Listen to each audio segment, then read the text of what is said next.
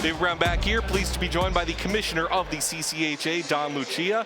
This is your second time in this building. You were here for the grand opening last January against Ferris State. Being back in it a second time, seeing a game with actual percentage points on the line, what's the atmosphere been like for you? Well, it's great, and it was, when I looked at the schedule, I said, this is their first true CCHA home game, so I figured it's a good time to come down, beautiful day to drive down from the Twin Cities. So two good teams, fast-paced first period, and it's great to see such good fan support here at Augustana. Absolutely, a great crowd here on hand tonight this Friday evening, and you just mentioned it, CCHA points on the line because this summer, Board of Directors agreed to allow Augustana to become a full-fledged member 1 year ahead of schedule.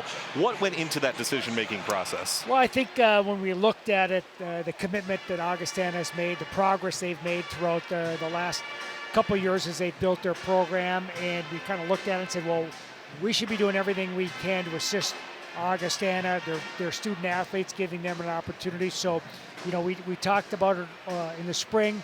We brought it back up in June, and then we ultimately voted. But again, that's a credit to head coach Garrett Reboy and his staff, Josh Morton, and the job he's done as athletic director, and Stephanie, what a job she's done as president, and the commitment level they've had, and a bit of a reward for all their hard work and success. Yeah, when we talked to the players beforehand, they said having something to play for at the end of the season obviously gives them a little bit of extra incentive. And the whole college landscape, believe it or not, is changing. I'm sure you were anticipating it. It was finally official yesterday, NCAA ruling that CHL players can retain their eligibility for U.S. colleges and universities.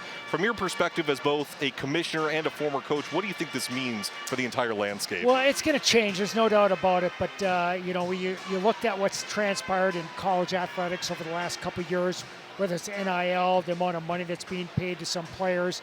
It's pretty hard to justify from a legal standpoint why somebody who was getting $450 a month for basically living expenses was deemed ineligible. And it wasn't an NCAA rule. It was really a rule that was put in probably close to 40 years ago by college coaches. So it was going to be inevitable in the changing landscape. It was going to be changed. Now it has.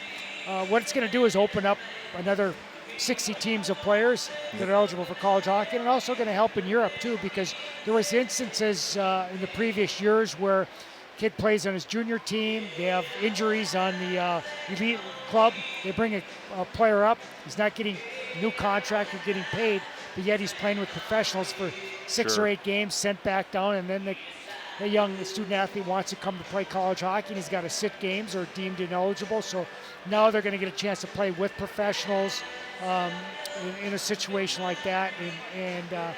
So I think it's going to be a big boost in the long run for college hockey. It'll have some transition period coming up in the next 2 or 3 years, but in all reality, a few years from now, we're going to look at a model where kids are going to play junior hockey, whether it's USHL, North American League, junior hockey in Canada, or the CHL in Canada or Europe.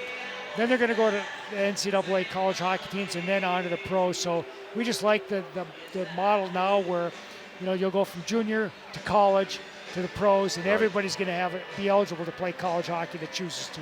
Absolutely. That rule is going to go into effect August of 2025, so we will see a lot of changes across the college hockey landscape starting next season. Commissioner, thank you so much for joining us. Thanks. Pleasure to be here, and real credit to Augustana and what they're building.